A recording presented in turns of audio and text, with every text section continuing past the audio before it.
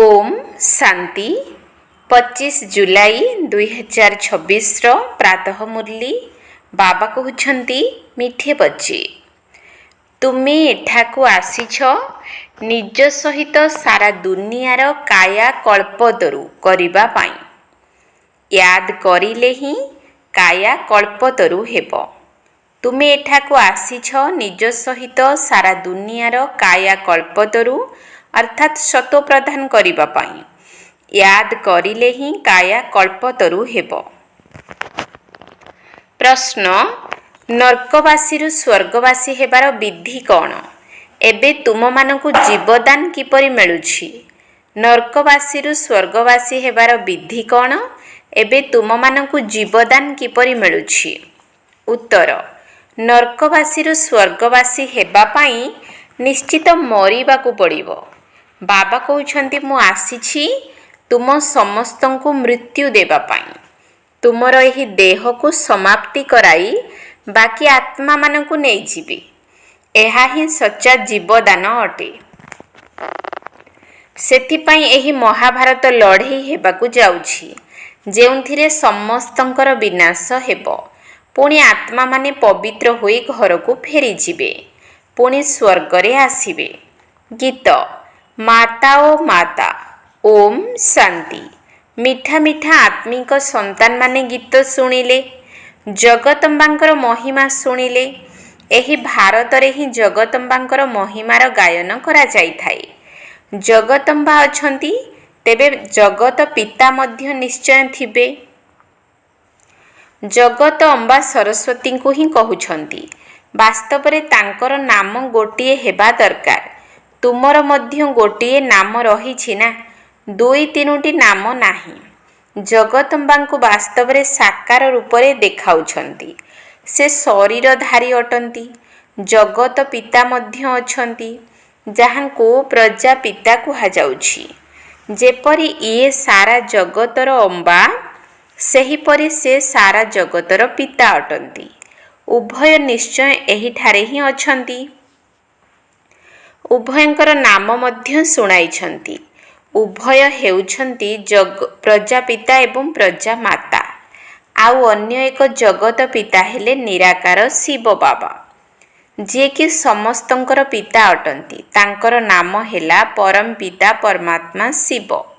केवल ईश्वर अथवा परमात्मा कहिबार नाही। तांकर नाम रूप मध्य अछि ना। तांको ईश्वर पिता कुहा जाउछि। जणे हेले आत्मा मानकर पिता, अन्य जणे हेउछंती साकारी मनुष्य आत्मा मानकर पिता एवं माता। शिव हेउछंती आत्मा मानकर पिता। आत्मा कहूछि से आमर पिता अटंती। पुणी आत्मा को एही साकार शरीर मिली थिबारु कहउछंती ब्रह्मा बाबा। तेणु दुई जण पिता होई गले। जणे शिव बाबा, अन्य जणे प्रजापिता ब्रह्मा। शिव बाबांकर संतान हेले ब्रह्मा। जणे निराकार पिता, अन्य जणे साकारी पिता। निराकार पिता को पतित पावन कुहा जाउछि। ब्रह्मा अथवा सरस्वती को पतित पावन कुहा जाए नाही। पतित पावन तो जणे अटंती। ये तो दुई जण होई गले। समस्ते डाकुछंती पतित पावन आस। तेणु दुई जण पिता होई गले। शिव बाबा हेले रचयिता। से नुआ दुनिया रचना करुछंती। तेणु प्रथमे ब्रह्मा को निश्चय रचना करिवे। विष्णु एवं शंकर को केबे प्रजापिता कुहाजिब नाही। ब्रह्मा को ही प्रजापिता कुहाजाए।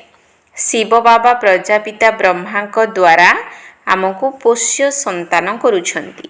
कहूछु आमे शिव बाबांकर संतान अटू।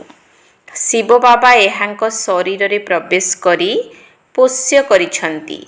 से ही आत्मा मानकु पवित्र करुछंती। आत्मा ही पतित होई जाइछि। एही कारणरु शरीर मध्य पतित मिलिछि।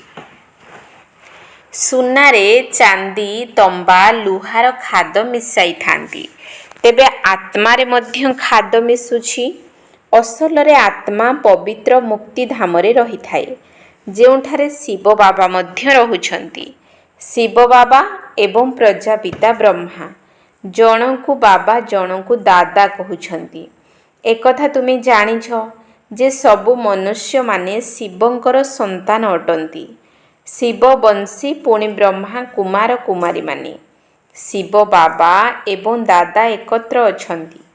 ଶିବ ବାବା ଏହାଙ୍କ ଶରୀରରେ ବିରାଜମାନ ହୋଇ ଆମକୁ ବ୍ରାହ୍ମଣ କରାଇ ରାଜଯୋଗ ଶିଖାଉଛନ୍ତି ମନୁଷ୍ୟରୁ ଦେବତା କରାଇବା ପାଇଁ। ଦେବତାମାନେ ସତ୍ୟ ଯୁଗରେ ରହିଥାନ୍ତି। ଦେବତାମାନଙ୍କୁ ପତିତ ପାବନ ଜ୍ଞାନର ସାଗର କୁହାଯାଏ ନାହିଁ। ତାଙ୍କୁ ବାବା ମଧ୍ୟ କୁହାଯାଇପାରିବ ନାହିଁ। ଏବେ ତୁମେ ବିଷ୍ଣୁପୁରୀର ମାଲିକ ହେଉଛ। ବିଷ୍ଣୁଙ୍କର ଦୁଇ ରୂପ ଲକ୍ଷ୍ମୀ ନାରାୟଣ ଅଟନ୍ତି। ଏକଥା ମନୁଷ୍ୟମାନେ ଜାଣିନାହାନ୍ତି। ଯେଉଁମାନେ ଭକ୍ତି କରୁଛନ୍ତି ତାଙ୍କର ନିଶ୍ଚୟ ଦୁଇ ଜଣ ପିତା ଥାଆନ୍ତି। ସତ୍ୟ ଯୁଗରେ ଜଣେ ପିତା ହେବେ। ସେଠାରେ ଏପରି କହିବେ ନାହିଁ ଯେ ହେ ପରମ ପିତା ପରମାତ୍ମା ଦୁଃଖହର୍ତ୍ତା ସୁଖଦାତା ଆସ। ସେଠାରେ ତ ଦେବୀ ଦେବତାମାନଙ୍କର ରାଜ୍ୟ ଥିଲା। ସେମାନେ କେବେ ହେ ଈଶ୍ୱର ପିତା ମୁକ୍ତିଦାତା କହିବେ ନାହିଁ। ସେଠାରେ କେହି ପତିତ ଦୁଃଖୀ ହେବେ ନାହିଁ। ଯେଉଁଥିପାଇଁ ପତିତ ପାବନଙ୍କୁ ଡାକିବାକୁ ପଡ଼ିବ। ତୁମେ ଜାଣିଛ ଭାରତରେ ଆଜିଠାରୁ 5000 ବର୍ଷ ପୂର୍ବରୁ ଦେବୀ ଦେବତାମାନଙ୍କର ରାଜ୍ୟ ଥିଲା। ପଛରେ ପୁଣି 1250 ବର୍ଷ ପରେ ରାମ ସୀତାଙ୍କର ରାଜ୍ୟ ହେଉଛି। ବାବା ସିଦ୍ଧ କରି ବତାଉଛନ୍ତି ସତ୍ୟଯୁଗ ତ୍ରେତା ଯୁଗରେ ତୁମେ 21 ଜନ୍ମ ନେଇଛ। ବ୍ରାହ୍ମଣ ଦେବତା କ୍ଷତ୍ରିୟ ବୈଶ୍ୟ ଶୂଦ୍ର ସମସ୍ତେ ଭାରତରେ ହିଁ ହୁଅନ୍ତି। ବାବା ଆସି ପୁରୁଣା ଦୁନିଆକୁ ନୂଆ କରୁଛନ୍ତି। ରିଜୁଭନେଟ୍ ଅର୍ଥାତ୍ ନବକଳେବର କରାଉଛନ୍ତି। କାୟା କଳ୍ପତରୁ କରୁଛନ୍ତି। ଅମର କରୁଛନ୍ତି। ତୁମମାନଙ୍କୁ ବାବା ଆସି ଅମର ଲୋକର ମାଲିକ କରାଉଛନ୍ତି। ଯେତେବେଳେ ଭାରତ ଅମର ଲୋକ ଥିଲା ସେତେବେଳେ ଦେବତାମାନଙ୍କର ରାଜ୍ୟ ଥିଲା।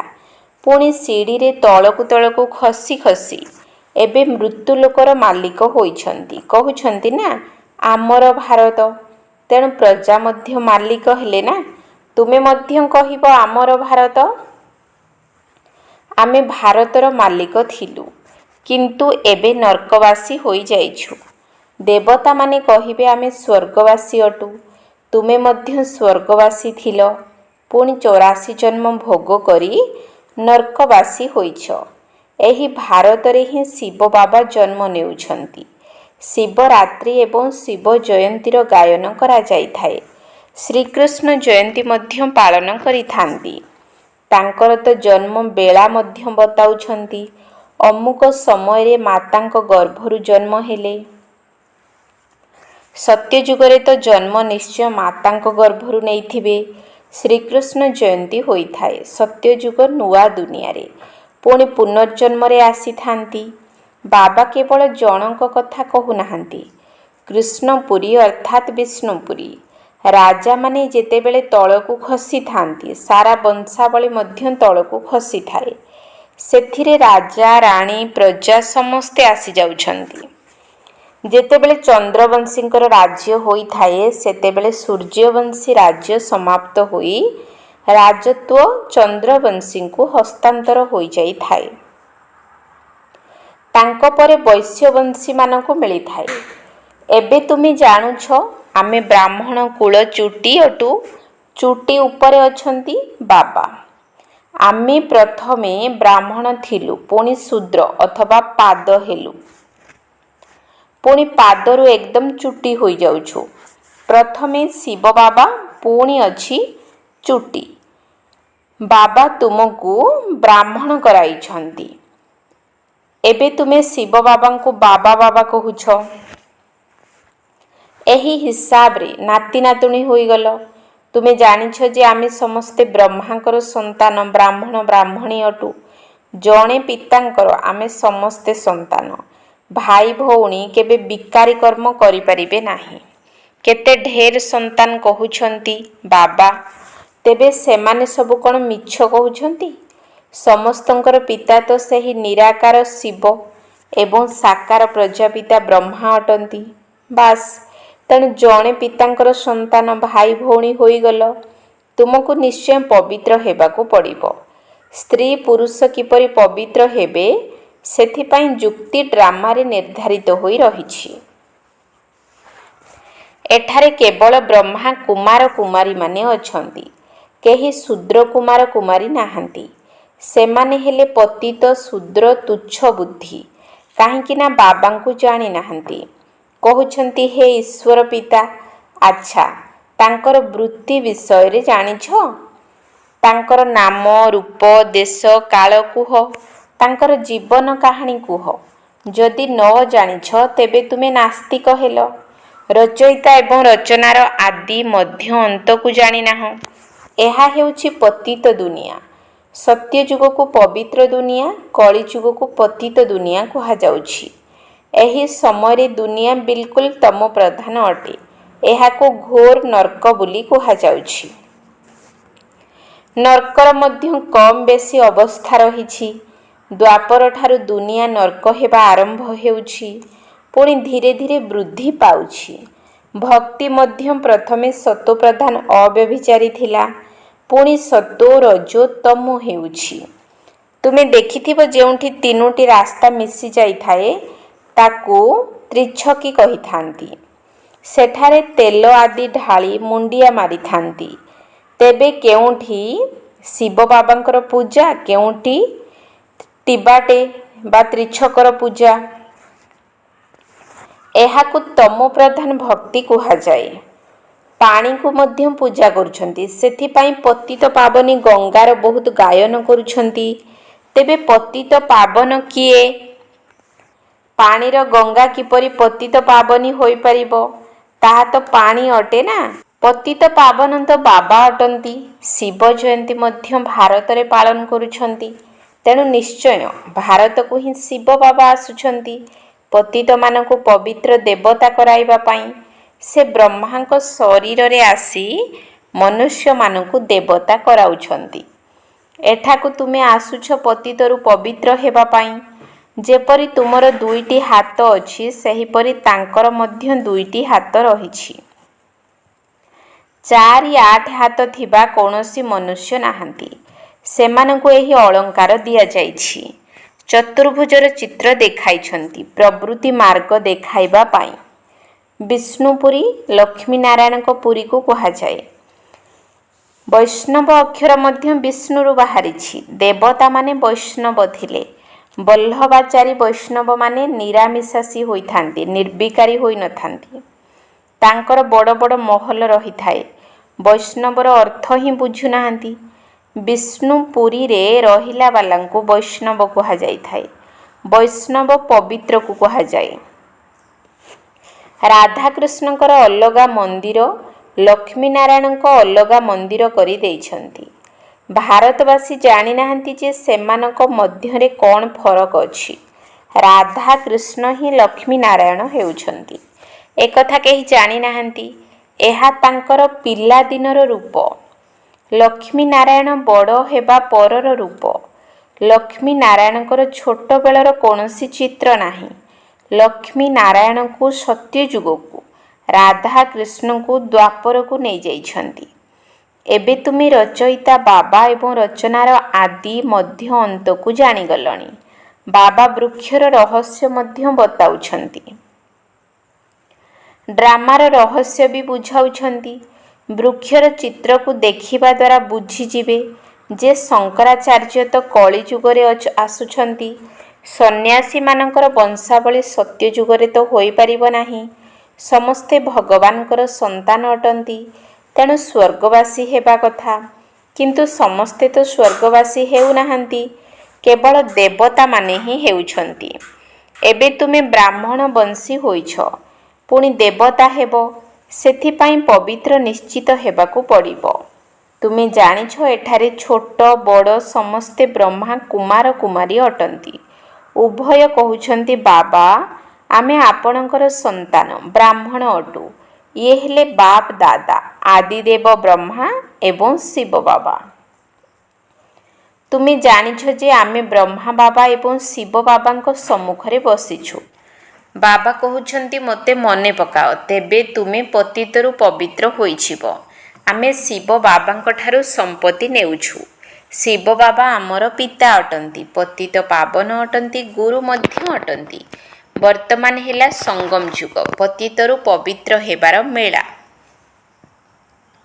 ପତିତ ପାବନଙ୍କ ଦ୍ୱାରା ହିଁ ପବିତ୍ର ହେଉଛନ୍ତି। ସଙ୍ଗମରେ ନଦୀମାନଙ୍କର ଏବଂ ସାଗରର ମେଳା ହୋଇଥାଏ।